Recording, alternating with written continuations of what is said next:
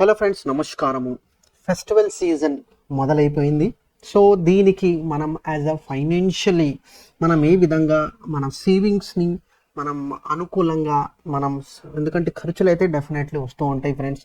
So దీనికి అనుకూలంగా నేను ఏ విధంగా రెడీ ఉండాలి అనే పాయింట్ కోసం మనం ఈ పర్టికులర్ వీడియో అనేది చేస్తున్నాము. సో ఫెస్టివల్ సీజన్కి ప్లానింగ్ ఎందుకు ముఖ్యం అనేది అంటే, సో ఈ మూడు విషయాలు మనం క్లియర్గా అర్థం చేసుకోవాలి. ఫస్ట్ ఏంటంటే, మనకి భారతదేశంలో ఆగస్ట్ నుంచి డిసెంబర్ అనేది ఫెస్టివల్స్ వస్తూనే ఉంటాయి. సో దీనికి కావాల్సిన ఖర్చులు, అది గిఫ్ట్ అనుకుందాము, లేకపోతే మనం ఎక్కడైనా తిరగటానికి వెళ్తాము, లేకపోతే షాపింగ్, ఏదో విధంగా ఖర్చులు అనేది వస్తూ ఉంటాయి. సో దానికి కరెక్ట్ వేగా ప్లానింగ్ చేసుకోకపోతే ప్రాబ్లమ్స్ ఎక్కడ వస్తాయి అంటే, అన్ప్లాన్డ్ స్పెండింగ్ వల్ల అప్పులు పెరిగిపోతూ ఉంటాయి.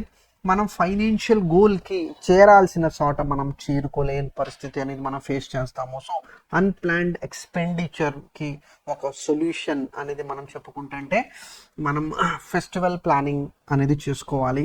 సో స్మార్ట్ ప్లానింగ్ వల్ల అన్నెసెసరీ స్ట్రెస్ రాకుండా మనం మన ఫెస్టివల్ని ఎంజాయ్ చేసుకోవచ్చు.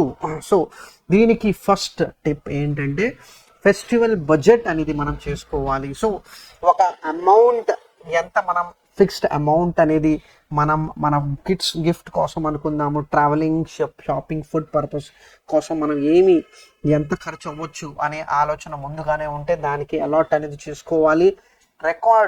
రెండో పాయింట్ అనేది అంటే, ఏదైనా ఎమర్జెన్సీ ఫండ్ డౌన్ అవుతుంటే దానికి మనం కరెక్ట్ వేగా మనం యూస్ చేసుకోవాలి. Plus basic cash tracking process అనేది మనం కరెక్ట్గా అర్థం చేసుకోవాలి ఫెస్టివల్ సీజన్స్లో. సో ఈ మూడు విషయాలు, allocate, avoid and use. So అలొకేషన్లో ఖచ్చితంగా మనకి ఎంత అమౌంట్ అవసరం రావచ్చు, ఏది మనం యూస్ చేసుకోకూడదు అంటే ఎమర్జెన్సీ ఫండ్ డబ్బు మనం దీనికి యూస్ చేసుకోకూడదు. ప్లస్ కరెక్ట్ వేగా ఖర్చు అవుతుందా మనం అనుకున్నట్టు అనేది మనం ప్లాన్ చేసుకోవాలి. సెకండ్ టిప్, ఒక చిన్న షార్ట్ టర్మ్ ఫెస్టివల్ ఎస్ఐపి అనేది మీరు యూజ్ చేసుకోవచ్చు. అది లిక్విడ్ ఫండ్ అనేది కూడా చెప్పుకోవచ్చు, ఆర్ షార్ట్ టర్మ్ ఆర్డి, ఒక 6 నెలల ఆర్డి అనేది మనం చెప్పుకోవచ్చు. సో ఇక్కడ ఈవెన్ 5,000 పర్ మంత్ అంటే దగ్గర దగ్గర ఒక 15,000 నుంచి 20,000 దాకా మనం అక్యూములేట్ చేసుకోవచ్చు. August, September, October, November, December, మీరు నెల మనం ఇంత ఒక స్పెసిఫిక్ అమౌంట్ మనం డైవర్ట్ చేసుకునే అవకాశం ఉంటుంది. సో ఫెస్టివల్ ఎస్ఐపి అనేది మనం చెప్పుకోవచ్చు. 5 మంత్స్ 6 మంత్స్ కోసమే మనం ఈ స్టెప్ అనేది తీసుకుంటున్నాము, లాంగ్ టర్మ్ కమిట్మెంట్ కాదు. అందుకోసమే మనం లిక్విడ్ ఫండ్స్ ఇంకా షార్ట్ టర్మ్ ఆర్డీకే మనం వెళ్తున్నాము. సో మూడో tip, so reward points or cash back ఆఫర్స్ని యూస్ చేసుకోవాలి. సో చాలా మనం ఏంటంటే, చాలామంది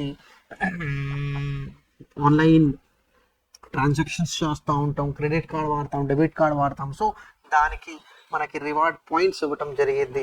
ప్లస్ యూపీఐస్లో కూడా కొన్ని మనకి క్యాష్ బ్యాక్ ఆఫర్స్, ప్రతి యూపీఐ పేమెంట్ చేసిన తర్వాత ఒక ఆఫర్ అనేది మనం చెప్పుకోవచ్చు.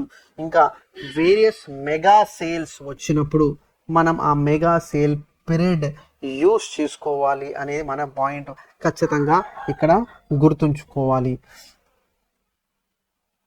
సో ఫెస్టివల్స్ సమయంలో మనం ఎటువంటి లోన్స్ తీసుకోకుండా మనం ముందుకెళ్ళాలి అనే ఆలోచన కంపల్సరీ మనం మైండ్ సెట్లో ఉండాలి. సో నాలుగో టిప్ ఇది.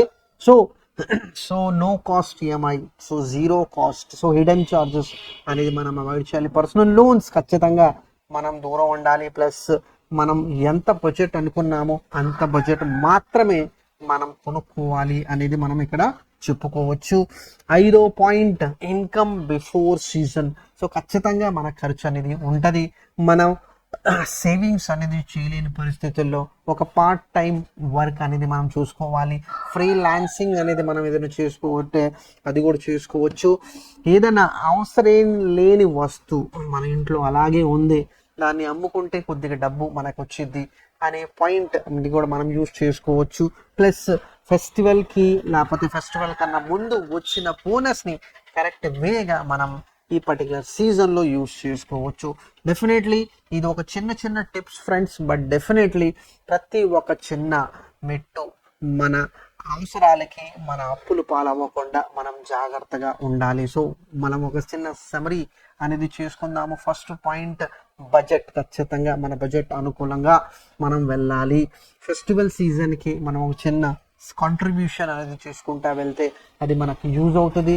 ఏదైనా reward points, credit card, cash rewards మనకు వస్తుంటే దాన్ని యూజ్ చేసుకోవాలి. 4వ పాయింట్ లోన్స్. ఖర్చుల కోసం లోన్స్ తీసుకోకుండా మనం ముందుకు ఉండాలి. ప్లస్ ఏదైనా చిన్న చిన్న ఇన్కమ్ అవకాశం ఉంటే ఆ ఇన్కమ్ అవకాశంతో మనం డబ్బు అనేది ఫెస్టివల్ సీజన్ కోసం మనం అక్యుములేట్ చేసుకోవచ్చు. సో ఓవరాల్ ప్లాన్ కరెక్ట్గా చేసుకోండి, సెలబ్రేట్ చేసుకోండి, ఎటువంటి స్ట్రెస్ లేకుండా. సో ఏదైనా డౌట్ ఉంటే డెఫినెట్లీ మీరు ఈ నెంబర్కి మీరు కాంటాక్ట్ చేసుకోవచ్చు. ఒక చిన్న వీడియో మీకు ఒక వేకప్ కాల్ కోసం నేను చేయడం జరిగింది friends. Thank you very much.